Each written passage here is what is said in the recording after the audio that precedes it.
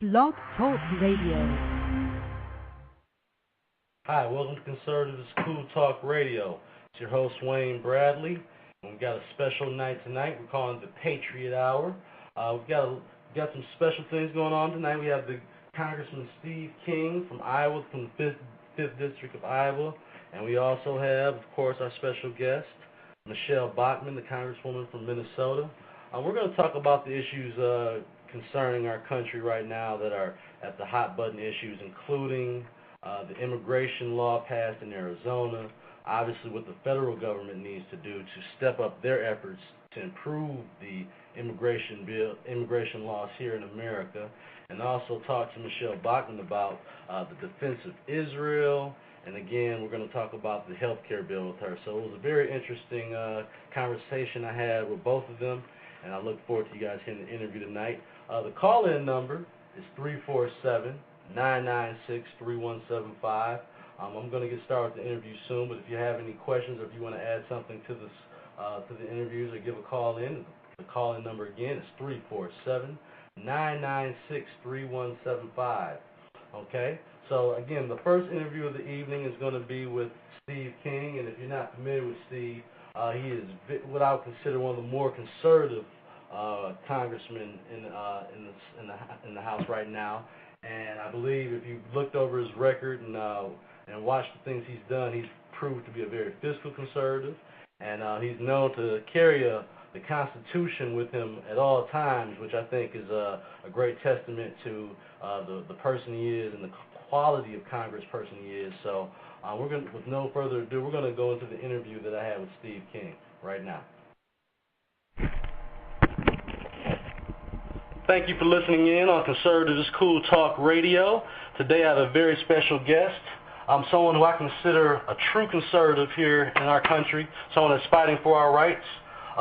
Iowa Congressman Steve King. How are you doing today, sir? Hey, I'm real fine. Thanks for having me on, Wayne. I appreciate it. Thank you. I want to say thank you for fighting so hard for people's rights here in this country. It's too bad we don't have enough conservatives doing the same. There wouldn't be a fight if we had enough, would there? No, sir. You're right. I was doing some research on you, and like I said, going through the research, you're by far I consider one of the most conservative reps in Congress. Is it true that you actually keep a copy of the Constitution with you at all times? Well, it is true that I always have a copy in my jacket pocket. There are times when I'm in my swimming trunks that I don't. But it's always in my heart, Wayne. Never gets away from me there. And if I should happen to somehow take my jacket off, generally on my belt, my BlackBerry, where I keep a Constitution there in a memo file, so I can search it if I need to. Sounds like that's probably one of the main reasons that you're a favorite of the Tea Party, I would suppose. Well, if they know that, yeah. I've said this about the Tea Party groups, that they carry a Constitution in their pocket or on their heart. And, we understand, let me draw a comparison here. From the environmentalist standpoint, and I spent a lot of my life in conservation, but the environmentalists, their default position is what they imagined the Earth was like before the invasive species Homo sapien arrived. And that's their default position, is what they envisioned Mother Nature to have been. Our default position here in this country is what to straighten America out. We default to the Constitution. We always go back, touch bases with the Constitution and the foundation of the Constitution. It will guide us straight. And if it doesn't, we've got to have enough will to offer amendments to change it. And so it's a high standard to change, but it's a very high standard that it is written in these days. And so I adhere to it as closely as I can, as I understand it, not as activist judges would like to redefine it or amend it. Exactly. That's good. You're the ranking member on the Subcommittee on Immigration, Citizenship, Refugees, Border Security, and International Law. Right now, with everything that's going on in Arizona, what's your take on it, and what do you think we could do to improve the immigration laws here? Well, first I know that in Arizona really didn't have much choice. They're the victims of a fairly open border, and it's not completely open, but as the traffic flows across the border, along with it comes a lot of illegal traffic and illegal drugs and the violence that comes with it. Arizona passing their immigration law, is someone referred to it as a primal scream, a scream of frustration, and that resonated with me. And so I think Arizona had to do something. And then what they did is they passed legislation to almost, but not quite entirely, but almost mirror federal immigration law. And in doing so, they just simply said the state's standards of the federal law, and we're going to require all of our law enforcement agencies to enforce immigration law. And if not, these political subdivisions that would be reluctant or decline to enforce immigration law will be fined, and they will take the money from the fines and put it into a task force to turn up the pressure on illegal immigration. So I support what Arizona has done. I've supported the federal immigration laws, and there's been a tremendous amount of false information about the immigration law in Arizona. I think it's misinformation intentionally spouted, and I've seen it happen before when people on the other side of the aisle had to admit it, and so it doesn't surprise me if they would put out a strategy to misinform Americans again, and I've seen it happen on immigration before. What do you think the biggest misconception about that law is, and what do you think the liberal media is doing to spread those misconceptions? The biggest one, and I believe it is willful, to argue that there will be people targeted exclusively because of their race. That's simply not the case. It never was the case. And the argument against racial profiling, if you listen to the people that are making the argument against Arizona's law, I'll say their argument works out to be this. I don't want to quite say almost to this. Their argument works out to be this. If anybody is a minority that might be construed to be likely illegal, they cannot be subjected to the same level of reasonable suspicion or probable cause that somebody that doesn't look like an immigrant looks. That's their argument. And I'll argue, and I long have, that profiling of all kinds is a legitimate police tactic. It's something that if you refuse to consider the profiles of people, then you can't do good police work. Now, it is wrong to single people out because of their race or any other characteristic, and to turn the focus of unnecessary law enforcement on them for harassment purposes. I'm completely against that. Right. But if race is one indicator, that's entirely legal and constitutional.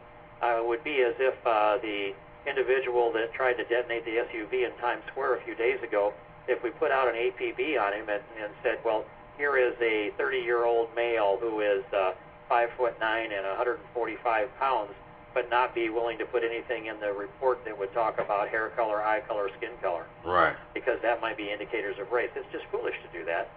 And so let's be smart about the law enforcement that we do. Let's not discriminate against people. And by the way, in some of these communities in Arizona, the majority of their officers are Hispanic.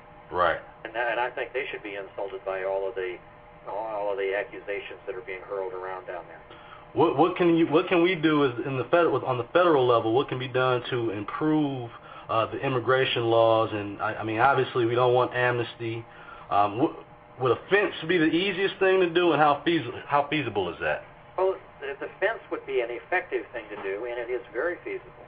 And here's how I look at this. I spent my life in the contracting business, building things, and I designed a concrete wall for the border.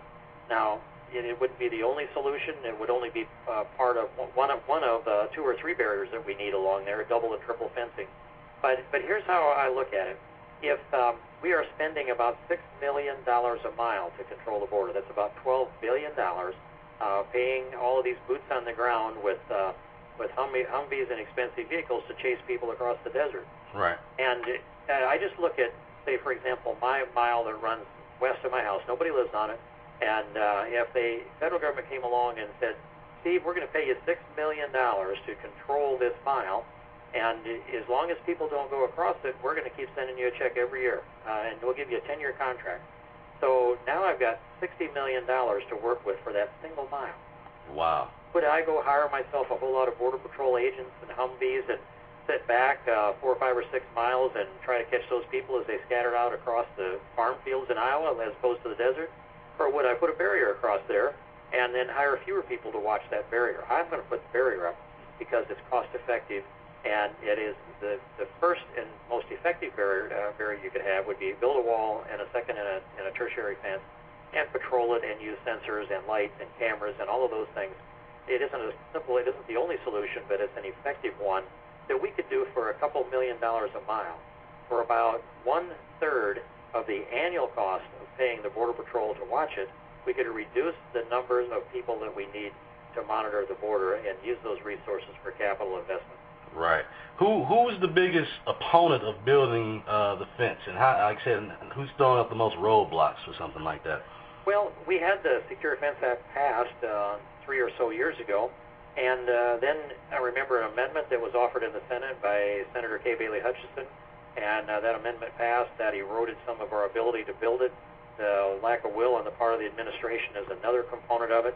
I think Kay Bailey Hutchison's amendment required them to consult with all of the jurisdictions in the area, and that meant on both sides of the border. So that means go down and talk with Mexico and ask them what they think about us putting a wall on our border. They don't think we should, and so it slowed things down. Oh. That's some of the barriers, but just the will. If we had a president of the United States that had decided that we are going to control our borders, we would be controlling our borders.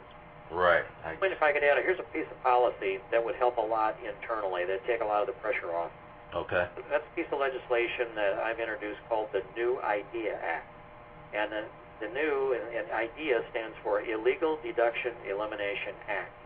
And what it does, it brings the IRS into the mix, and it denies wages and benefits paid to illegals as a deduction. So the IRS could come in, audit an employer, and take a look at the Social Security numbers of their employees, run them through E-Verify. If those employees can't be verified to legally work in the United States, they would say to the employer, sorry, but the $1 million you paid in wages this year to illegals is not a business expense for you because it was an illegal expense.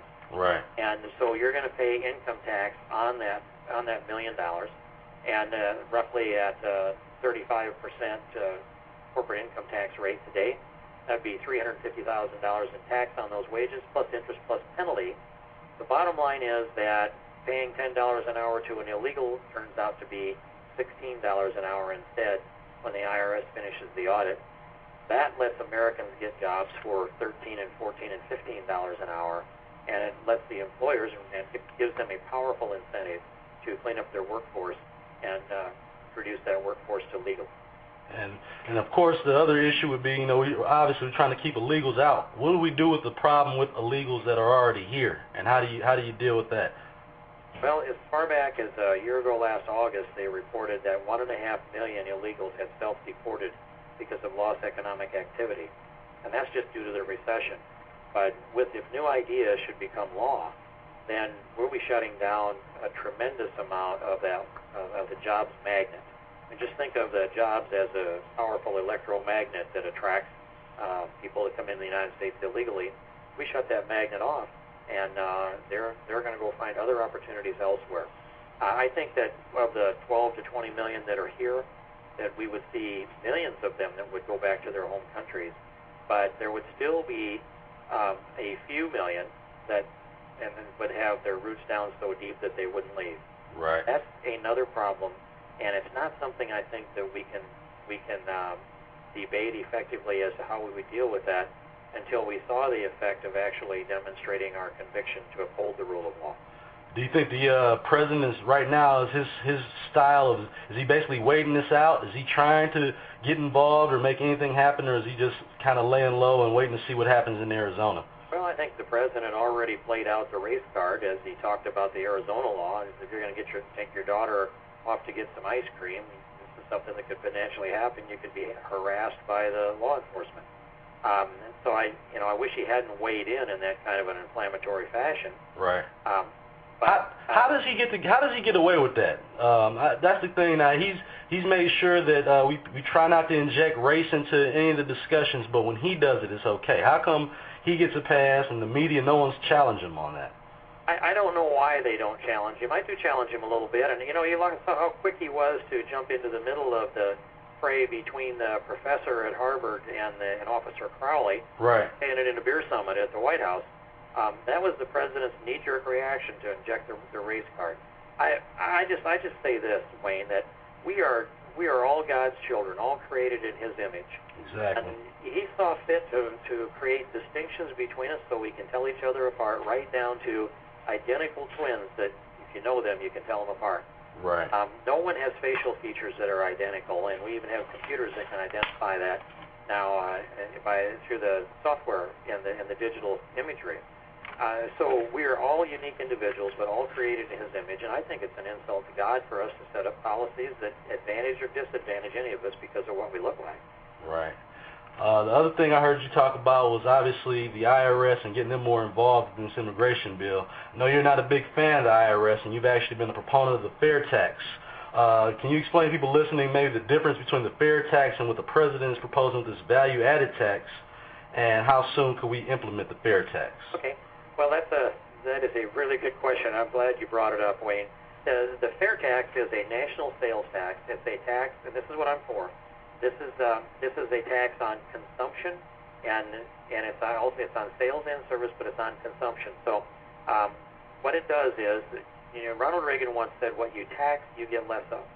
And so we have the federal government taxes all productivity in America. Right. If you produce something, if you invest something, and you realize a profit in it, even if you don't spend that, they'll come in and tax you. And so there's a punishment for production.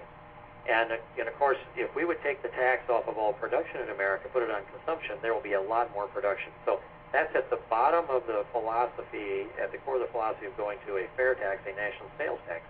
And it's simple to collect, and I could go down through the list.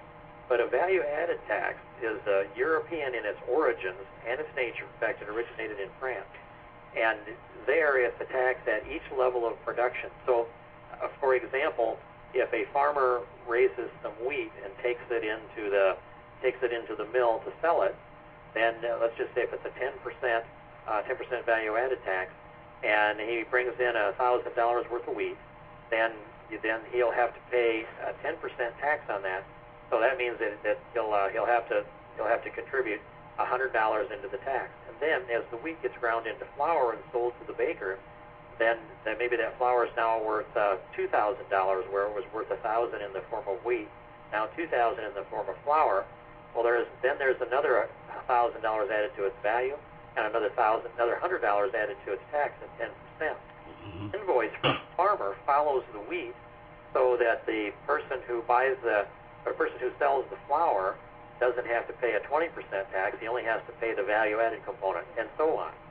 So there might be an invoice that will follow through at 6 or 7 stops along the way, allocating tax all the way up the line. It's set up in such a way that the people paying the tax always audit the ones that they're doing business with, that they're buying from, so that they don't have to pay the full tax when they sell. And so it's insidious, it's hidden, you can't track it. Right. It's tracked by the invoices, and the people who are paying the tax are auditing each other, because if they don't, they will have to pay the tax themselves. Sounds like a mess. It is a mess, and in Denmark, for example, it came in at 9%, now it's 25%. Almost all of the value-added taxes in Europe have doubled from going in at 10%, and they're up in the 20% range, generally minus 1 or 2 points. Wow. How long would it take to implement the fair tax code here, and if we went with a national fair tax? How long do you estimate it would take to implement something like that? I think, if we had, let's just say we'd had the debate going on intensively for the last 6 months or so, and we passed it today and it were signed into law, I think we would be ready to make the transition, and the transition really needs to take place at midnight, December 31st, so that the beginning of the new year. Right. What you do is you set up the IRS for abolishment, and the entire Internal Revenue Code, corporate personal income tax, interest, dividends, capital gain tax, and state tax, all goes away. And the payroll tax goes away, that most regressive of taxes that we have. Right. And you set that all up so that at that instant of midnight, when the ball drops at Times Square, just think of that big electric master switch in the cartoon. Yes. You throw that over, and it disconnects on one side, and it reconnects on the other side, and we light up the fair tax just in the matter of seconds overnight. And then everything that was going on with the IRS and the tax system as we know it, it gets shut off immediately, and it just slowly atrophies and winds down to nothing over a period of weeks or a few months. And the fair tax is up and running instantly, so that all the purchases in the country would have the tax on sales and service. And what we would see would be, over a short period of time, 2 or 3 months in most cases, about 18 months in the longest case, you will see the embedded tax come out of the prices of the goods and services that we're buying in America. And that's about 22%. Okay. The loaf of bread I talked about, well, I didn't get to that with the wheat, but that, say if it's $1 for a loaf of bread, to use round figures, it's about 78 cents right now worth of wheat, bread, and labor, and 22 cents worth of federal taxes in that loaf of bread today. And so that would drive your prices down, and they would be more competitive. The average person would get about 56% more in their paycheck, but we would pay 23% embedded tax on sales and service. So it costs us a little bit more for what we buy, but we get 56% more in our paycheck, and we decide when to pay the tax when we do the purchase. Sounds like almost a dream right there. With everything that happened in New York this week, do you view this administration being soft on terrorism, or are they just being naive? Well, I've gone a little gentle on the president on this one, but I'm trying to gather the facts. And one of them is they did read the Miranda rights to the alleged perpetrator. Mm-hmm. He's an American citizen, so that makes an argument for doing so. Right. And under current legal status, I do agree with that, although a lot of things I want to do with this approach and change it. So rather than go into that, we got lucky again. The vendors there were the ones that actually spotted it, and my hat's off to them. Right. I would encourage people, when the one vendor said, if you see something, say something. Right. Our security across this country, and this was emphasized under the Bush administration right after September 11th too, keep your eyes open and watch. You're the one that knows your neighborhood the best. Right. When something's out of sync in the neighborhood, turn a sharp eye on it, and if you're suspicious, then pick up the phone and call. That's our best protection. I think that the system probably didn't work that good in this case, but I think the vigilance of the citizens did, and he was able to get on a plane. I think Jay Leno commented that how you get on the plane fitting all of these profiles that we talked about. Smelling of fertilizer was another thing that he said. Right. Cash for a one-way ticket. He still got on the plane. How is that? Sounds like we're still having breakdowns in the system. And do you think that he's also being, at the same time while he's being soft on terrorism, he's kind of alienating Israel in the process? What do you think with his methods and how he's dealing with Israel? Well, Wayne, I'm very worried about that policy, the foreign policy in its entirety. And he's been disrespecting Israel. More or less gave the cold shoulder to Prime Minister Netanyahu. Right. When Joe Biden was over there to Israel, they made a big deal out of the 1,600 apartments. Right. They were developing, and as if they were all new settlements that were taking place either in the West Bank or in Gaza. Right. And by the way, if that's what Israel wants to do, they have occupied those countries for legitimate military reasons, and that's another argument. But it wasn't. It was in a residential area in Jerusalem where they needed to expand, so they could take care of the growing population of Israelis. There was nothing about it that changed the dynamics between the different ethnic zones that they have in Israel that are at such careful balance. So here's what I think happened. I believe the most colossal blunder in foreign policy made by the Obama administration was pulling the missiles out of Poland, the radar out of Czechoslovakia. The Warsaw paper headlines had one word: betrayed. They were betrayed by the United States. And when you think that you're there in Poland, where you have been occupied and fought over by East and West for these centuries, and then they look at Putin on one side trying to reconstruct the Soviet Union, and on the other side they look at Eastern and Western Europe that has lost a lot of its, let's say, competitive notions. They're pretty much a bunch of pacifists. Right. They consider a lot in with America because we are the solid, stable force in the world, and we betrayed them. I think that decision there, which had little debate in this country, if any, right, set the stage where Israel may have no choice eventually but to strike Iran.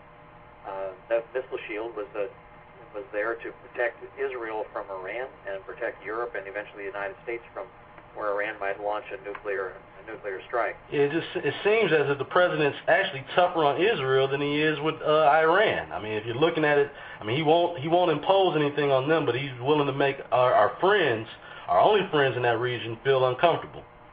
I see that and I agree, and apparently he's been unwilling to even have his picture taken with Netanyahu. Wow. And I don't know what that tells you. Every Muslim leader that he could get next to or socialist, communist, Marxist leader you can get next to. He stood happily glad-handed and stood for photographs. And bowing to him. Yes, that's right. A full bow below the 90-degree jackknife, even in a couple of cases. I'm not quite that limber, Wayne, but I wouldn't do it anyway if I were. I know that's right. Me neither. And finally, I was wondering, are you going to be working at all with Michelle Bachmann to repeal this health care bill? Oh yes, I absolutely am.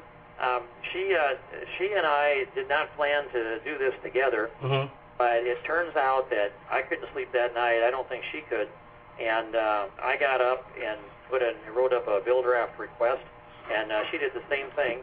And our requests came down within 3 minutes of each other. And so that's how closely we work together by instinct. Right. And so we've been working on this together. I just recruited another individual today to sign on to my bill and hers, and that's how I'm working it. And I'm up to now 64 co-sponsors, I think it is. And here's how it comes down. We can't be wobbling or waffling as Republicans on Obamacare. We've got to be for 100% repeal of Obamacare. We can't leave any little particle of it left behind. Otherwise, the debate becomes that there must have been something good in it. There is no redeeming quality to Obamacare. Just the name of it has an image that's got to be eradicated from the code, let alone the nationalization of our bodies. And here's how I describe this: is that the administration has nationalized, taken over. 3 large investment banks, AIG, Fannie, Freddie, General Motors, Chrysler, the student loan program, and then Obamacare taking over the most sovereign thing we have is the health care of our own body. Right. And the Obama administration has nationalized, I put it this way, our skin and everything inside it. Yeah, I've said before on Twitter, like, we better be careful before you start figuring out a way to tax us for air. That's the only thing we got left out here. Well, if you go into the tanning salon, you have to pay a 10% tax on the outside of your skin. I mean, literally, he will go for it all. So I don't know what's left, and now they're going after the financial industry to regulate it. I just asked for an analysis of the language, the credits that they want to require the federal government to approve, or that they would have the authority to step in and approve. The dentists are worried that their transactions to get your root canal or whatever they might do are subject to federal credit requirements. And so I just asked this, is that language written in such a way that the federal government could regulate an IOU that somebody would throw into the pot in a poker game? Wow. And the answer that's coming back to me is technically yes, but we don't think they would do that. Now, and the way that they're wording this bill is almost as if they're looking out for the people, by trying to put these regulations on the banks, but in reality, they're still trying to put out a bailout in that clause in that bill, right? Well, yes, they want to be able to have the money for the bailout, and they want the government to decide what businesses succeed and which ones fail, and you just can't have that in the government.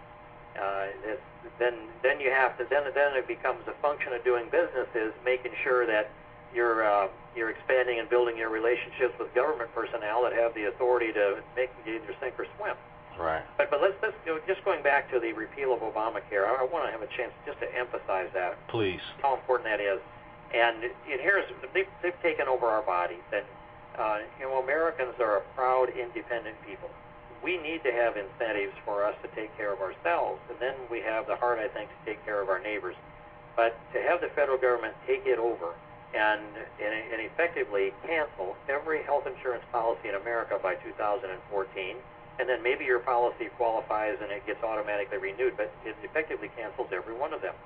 And of all of the things that are bad, and it's a long, long list of that, the theft of our liberty that is the worst part of Obamacare. And if we're going to put this country back on the path to prosperity, we've got to repeal all of Obamacare. And I don't want to see leadership run for election in office or run for leadership position unless they have enough will and enough understanding of this to call for a 100% repeal of Obamacare. That, to me, is the litmus test for anybody that I will support to help lead this Republican Party. And if they can't get to that conclusion, I'm going to wonder about their thinking on everything else. I can appreciate that, and I appreciate your honesty on that. Well, I do thank you so much for coming on the show today. Like I said, I value your opinion. A lot of the people listening out here are patriots, and we follow you and listen to you. So I really appreciate you coming on the show today. Well, Wayne, you went through a lot of material today, and you hit a lot of them really well. And I appreciate the chance to cover so much material in the time that we've had. I salute you and all your listeners. Let's stand together, take this country back, and stand on those pillars of American exceptionalism. We can do it, and we must do it. This is the time. Sounds good. Thank you so much. God bless you, sir. God bless you. Thank you, Wayne. Have a good day. Bye. Bye-bye.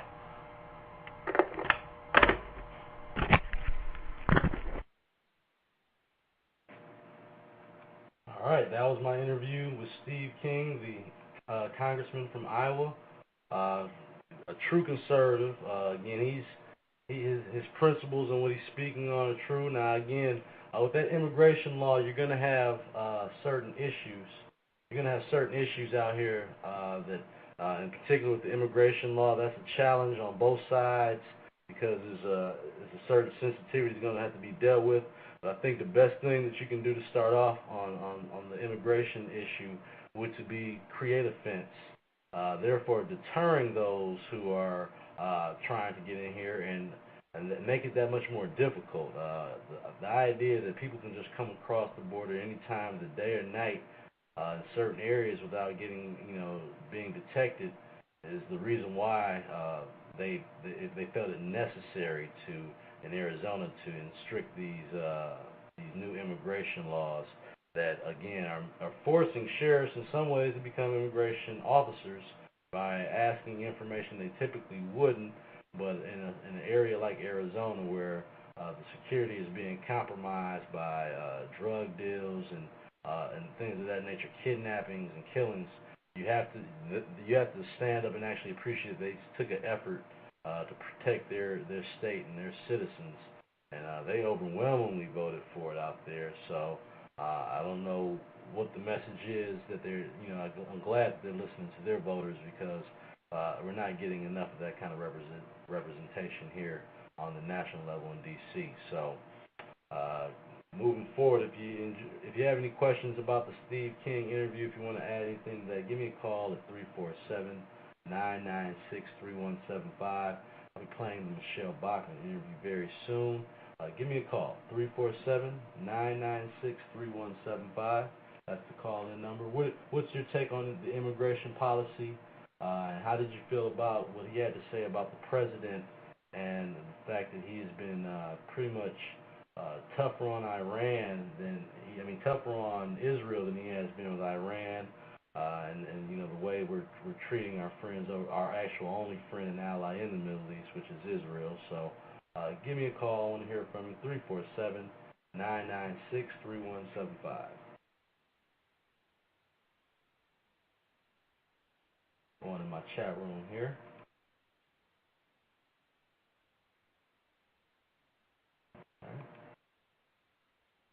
Get a chance, people, I want you to go to my website, conservativescool.com.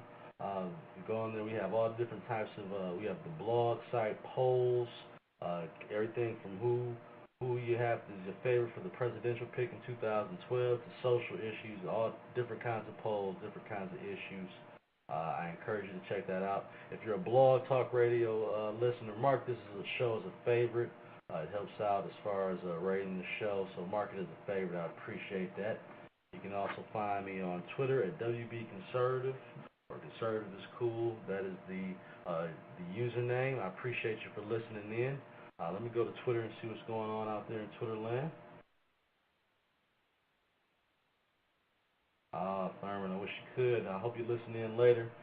We've been tweeting out, so I hope you listen in later and you follow on later this evening. You can always listen to these shows on your iPod, download them later on after the show. Within 20 minutes, usually the show is downloadable from the website, blogtalkradio.com/conservativescool. So I encourage you to do that. If you do miss some of the show or if you have to run, you can always listen to it later and it's downloadable. So again, I thank you for all your support and listening in. And we're going to get to the Michelle Bachmann interview very soon. I'm sure you're all listening in on that. Give me a call at 347-996-3175. I'd like to hear from you, to hear what did you think about the Steve King interview. Got a caller here. Caller, you on the air? Hey, Mr. Wayne, how are you?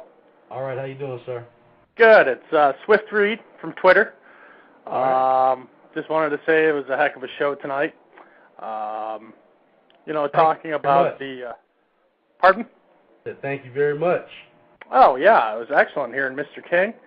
I think he's got some great ideas, and he was actually one of the first ones that called for that health care rally back in March. Right. And I attended that one. I remember that specifically from the Glenn Beck radio show. Yeah, he's a true patriot. He's definitely looking out for the rights of the American people. I can really appreciate the fact that he keeps his Constitution on him at all times. I mean, I don't think a lot of these liberals have ever looked at it myself. No, and I think he definitely represents what smaller government is supposed to be. You know, we always say the smaller the government, the more freedom for the individual. So I think he represents that pretty well. I did want to talk about the stock market today.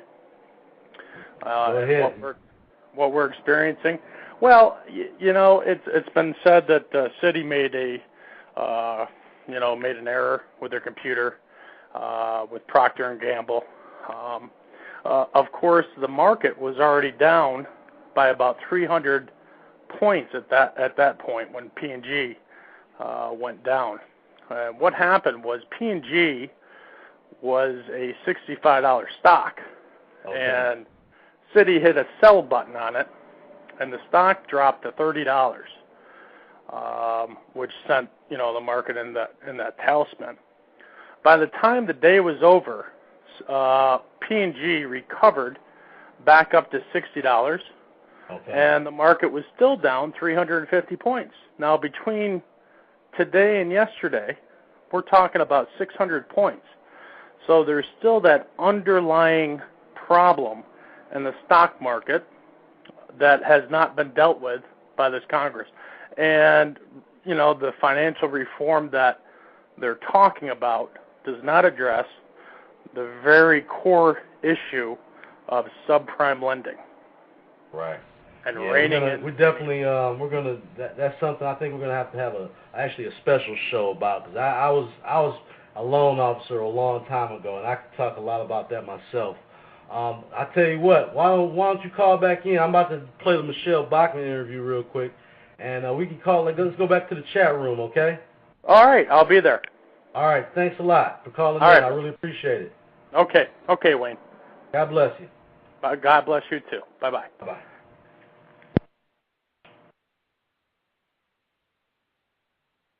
Hey, listen, everybody, I appreciate you for calling in. What I'm going to do now, I wanted to make sure we get this second interview in, because I'm sure everybody was listening in for this. We're going to play the Michelle Bachmann interview.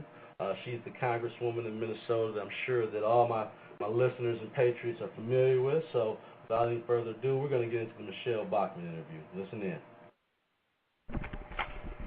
Thank you for listening in today on Conservatives Cool Talk Radio with your host, Wayne Bradley. I have a very special guest with me today, Congresswoman Michelle Bachmann. Thank you for coming on the show today. Wayne, thank you. It's an honor to be on your show. Thank you. I was doing some research, and I just wanted to say first, thank you so much for your fight for the American people. You seem to be one of the very few people out here that are looking out first for the people. It's truly an honor and a privilege, because we're at such a crucial time in our history. We're very close to dropping off the edge in terms of rejecting what our founders fought for, died for, and gave to us, and that individual liberty and sovereignty under the Constitution, whether it comes to personal liberty, whether it comes to the states having rights and liberty, and also for the federal government to realize it's limited and bound down and can't do everything that it wants to do. But we're seeing an out-of-control federal government that's moving in and trying to take over virtually every aspect of our life, trouncing the states and what the rights that the states have. Right. And if we don't act quickly, we're going to see much more loss. Exactly. Are you still pushing for the health care bill to be repealed? I am. Yes, the health care bill passed on March 21st. It was on about midnight when it passed, and the next morning I was the first one on the floor with a repeal bill. The repeal is H.R. 4903, and I would encourage all of your listeners to go to my website, which is michellebachmann.com, and sign the repeal. And then I would encourage your listeners to forward my link at michellebachmann.com to all of the people on their email address book and get them to also sign on to this repeal effort. We need to repeal the entire bill, not just piecemeal, and we need to actually have free market principles put back into health care so we can lower the cost. One thing we realize, we will forever have increased costs in health care and we'll get less for it. So how's that for a deal? Pay more, get less. That's what we're getting under Obamacare, but we can actually go in the opposite direction. We can have more research, more development, more great breakthroughs in health care and actually have it at a cheaper cost if people learn to accept their own personal responsibility, pay for their own health care, and buy it directly from healthcare providers rather than through third parties. Yeah, wouldn't it make more sense to just let them all the insurance companies just compete, take away the state lines and almost make them compete the same way like we make cell phone companies compete for our dollars? That's right, and let's just be grateful that government doesn't run and control all of the food supply. If that was the case, we would be looking at a very different situation with food. Markets work. What doesn't work is government intervention, and we have to look no further than the big mistake that government made with taxpayer-subsidized housing. When the federal government got involved with taxpayer-subsidized housing and pushing home ownership on people who used no more than just their welfare payments to get into a house, right. We saw that quickly collapsed the financial system, and we're all paying a price for government's foolishness and intervention. Right. And now President Obama and Speaker Pelosi and Harry Reid want to institutionalize the worst features that led to the market meltdown. They want to institutionalize with this government reform bill for financial services. And so I just hope and pray that the Senate Republicans can push this back and not let it through. Right. That was going to be the next question about that finance reform bill. How can they say that they're trying to rein it in, but they're also offering a bailout package in there? I mean, that's almost like setting up for failure, right? Well, it is, and my jaw dropped when I saw that President Obama actually said at the microphone that this is not a bailout bill. All you have to do is read the bill. Right. And apparently the president must not be reading these bills. If you read the bill, it's very clear. There's a bailout fund that is established, and it continues this stupid policy, and I'm sorry to say it that way, of too big to fail. Right. The government goes ahead and chooses who their favorite politically connected businesses are, and then they bail out those businesses and they let others fail. Not only is there a bailout fund, but government also offers a government-backed line of credit to these businesses, up to 90% of the business's assets. Plus, the government also agrees to secure their debt. Well, since when? Wow. We, the chump taxpayers, have to be the ones who pick up the pieces when, whether it's Wall Street or banks or whatever the business is, the politically connected business can make whatever bets it wants. Right. It can live fat off of all the profits when the times are good, but when they make bad bets, why are they allowed to send the bill to us, the chump taxpayer? We didn't have any say in this. I mean, that doesn't happen to me. That doesn't happen right. to you. If we decide, let's say we're either going to make an investment or we're going to buy something and it doesn't work out, I can't go and give my bill to the federal government and say, hey, give it to my neighbor down the street. Let him pay. First of all, I wouldn't do that. I have more integrity than that. And that's what private businesses need to do. In America, we were built where a business would rise or fall based on their own good decisions or bad decisions. But now it's not that way. Now it is more akin to what happened to Italy in the 1930s. When the government in Italy decided to get involved in private businesses, right. and by the money that they spread around and backing debts and backing loans and in effect being financial partners with business, that led to economic collapse in Italy. We can't think that we're any smarter and that we're invincible just because we're the United States of America. Right. We embrace the same failed economic policies that have been embraced by other countries around the world. we can't expect any different results. Right. Last night I spoke with Pamela Geller, and we were talking about the defense of Israel, and I know that's another very important issue to you. How do you feel about the way the current administration is almost being tougher with Israel, but actually being nicer and more diplomatic with Iran? Well, they are, and it is to the detriment of Israel and of the United States, and really for safety and security around the world. United States and Israel enjoy a unique, special relationship. We are allies and have been since the day in 1948 when Israel became a nation. Yesterday I had lunch with the mayor of Jerusalem, and he had asked the question, what has changed? Why is the Obama administration now making more of a big deal of Israel building apartment buildings in Jerusalem, which is Israel's land? Right. Why are they making a bigger deal out of that than they are Ahmadinejad creating nuclear weapons, and he's already vowed to wipe Israel off the map, and also within 5 years have the nuclear capability to send nuclear missiles on the United States? Why are we giving Iran time to develop that nuclear weaponry? Why aren't we putting blockades and economic blockades and anything we can do to intervene to stop Iran from becoming nuclearized? It isn't just the United States and Israel that don't want to see a nuclearized Iran. It's other Arab nations as well, and non-Arab nations that don't want to see a nuclearized Iran. Iran is a rogue nation that will use these nuclear weapons in a way that will bring destabilization and loss of life on the planet. And then we need to also recognize that once Iran gets nuclearized capacity, other rogue nations will be recipients of that technology as well.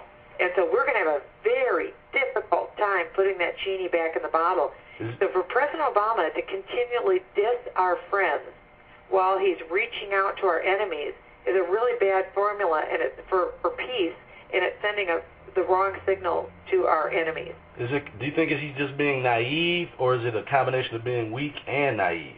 It's hard to know what is in the president's mind. None of us can know, but I think we know from history what the results of this effort toward appeasement will lead to. It does lead to weakness, and it does lead to destabilization, and ultimately the number one duty of government is to secure the safety of the American people.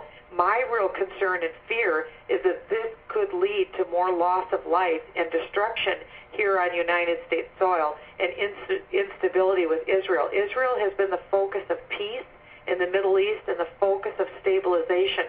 For a long time, it was the only democracy in the Middle East. We need Israel's presence, and we need to remain a friend to Israel. And now I think that friendship will be tested. I will vote for friendship and support for Israel, and I think the signals that the Obama administration are sending are certainly dangerous, but it was shameful the way that the Obama administration humiliated Benjamin Netanyahu, the Prime Minister of Israel. Right. He was here recently in the United States. Right, yeah, essentially poking his finger in his chest. And one last question here. You've become one of the faces of the Tea Parties. And what do you think what made you identify most with the Tea Party movement? Well, I identify very strongly with our Declaration of Independence, our Constitution, and our Bill of Rights. These are unique documents in the history of mankind. They were purchased for us at a very high price. We can never discount the cost that these documents made in the lives and the treasures and the reputations of those who fought to secure them for us. Again, we're unique in the annals of man in that we are a nation that is founded on a belief in a creator who gave us rights, not government. Government didn't give us these rights. Government can't take them away. The right to life, liberty, and pursuit of happiness. And pursuit of happiness means the right to the fruits of our labor. These are rights that the only purpose for government, the reason why government was instituted, was to secure those rights for us. And our Constitution demands that the federal government's rights are very limited. All the other rights are then given to the states, but the maximum liberty is given to the individual. Most countries give the maximum liberty or the maximum freedom to government. Government has power. We're just the opposite. Our maximum liberty is to the individual. Right. And we've seen in 234 years the fruits of liberty. It made us the greatest, most powerful, most prosperous, most military mighty nation in the history of mankind. Well, now we're looking at reversing course, and I think it will be to the detriment to the freedoms of our people. Right. Well, again, thank you. You are a true patriot, and like I said, I have over 16,000 followers on Twitter, and you're by far, whenever your name is mentioned, you are one of the most respected and loved people out here. So I really appreciate what you're doing. You're fighting on behalf of the American people. One of the few people that vote against both of the bailouts.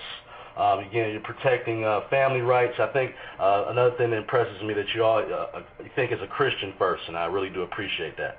Well, thank you. And again, I urge people, go to MichelleBachmann.com and sign my petition to repeal Obamacare and forward that on to your friends and ask them to do the same. We're trying to get every member of Congress who possibly can to sign on to this repeal bill. Exactly. Okay, great. Well, thank you so much. I know you have a busy schedule. Thank you, and God bless you, and have a great day. Thanks, Wayne. Bye-bye. Bye-bye.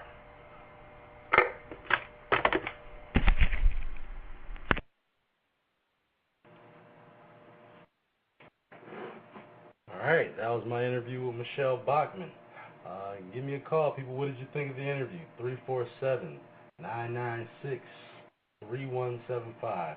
What did you think about that interview with Michelle Bachmann? I enjoyed the conversation. I think the common theme is amongst conservatives, and then when you're dealing with this administration, is some of the things that have always been a constant, which is our maintaining our relationship, obviously, with Israel.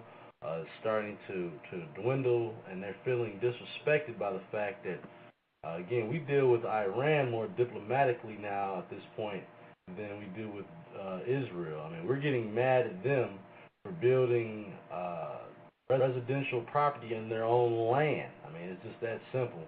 And I think that that when we do that, we're really settling into some dangerous territory. Hopefully, some people in the president's camp, or at least listen to some other folks that are trying to lead them in the right direction on that.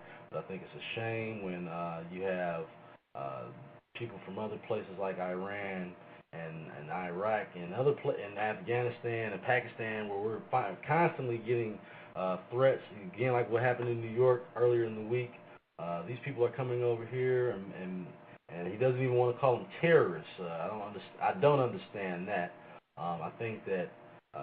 Again, we're being more politically correct with them than we would be with our friends in the Middle East, again, which is Israel. They're the ones we've always supported and always been there, and they've been there for us, so I don't understand at this point now why we're giving them the cold shoulder, but dealing with countries that we know hate us in a more diplomatic and open term. So give me a call. Let me know what you think about that. 347-996-3175. I appreciate everybody listening in. Hi, Lexi. How you doing? Thanks for always listening in and spreading the word on the show. I appreciate all your support. Again, if you're listening out there, go to conservativescool.com. You can check out the website and listen to different shows that we posted up there. We have a comic review section, so you can go in there and check out the different comic videos we have on just about any politician recently. It's not just, we don't just pick on Obama. We have some really funny stuff on a lot of different people on there. I invite you to go on conservativescool.com and take part in some of the polls. Register as a user so you can feel welcome to log in and blog on the website. Again, the website is conservativescool.com. Thank you for listening. The call-in number 347-996-3175. We've only got about 5 minutes left on the show, so if you're going to call in, I want to hear from you. I'm here on the live chat. I'm going to go check out some tweets here. Swift, thanks so much for listening in. Thurman Thomas, I hope you listen in on the show later on this evening. You said you are. I'm sorry you couldn't get on your phone. Make sure you check out the show later.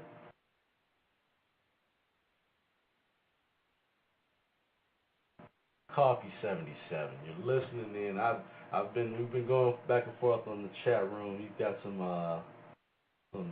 thank them for what? Volunteering to die. They made the choice. There was no gun to their head. I don't even understand what are you talking about here? You said you don't want to die for no reason. Again, so it sounds like you're criticizing, or not criticizing, but you don't. Are you supporting our army? You said thank them for what? For defending our country. See, that's the kind of thing that will upset me. Is when I see people that are disrespecting our army and the people that defend your rights to sit here and make those kind of comments. So yeah, we should thank and appreciate all of our armed service men and women that are defending our country and protecting our rights. So you can sit here and tweet back and forth and saying thank them for what? I mean, you have the right to do that because those kind of people are fighting for your rights. So calm down on the rhetoric about thanking them for what? You ought to be thanking our armed services for protecting you from sitting here saying that kind of foolishness. So that's how I feel about that. That you should thank your armed services for that. That's what you have to be thankful for. I'm gonna take this call real quick. Caller, you're on the air. Yeah, it's me again, Swift. That was a great interview with Michelle Bachmann, Wayne. You did a great job. Thank you.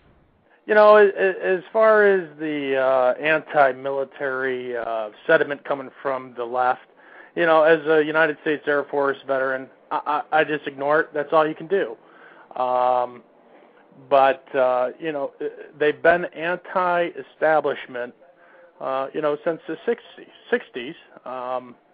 You know, and you could just look, and it's routed in the politics of the day. Just look at what they did to the greatest generation. You know, they just cut Medicare by, $500 billion, $500 billion. And that's a generation who pretty much saved the world from speaking German. Right. You know, lost 440,000 American soldiers. You know, and the anti-war protests started in the 60s. You know, Vietnam cost 60,000 troops.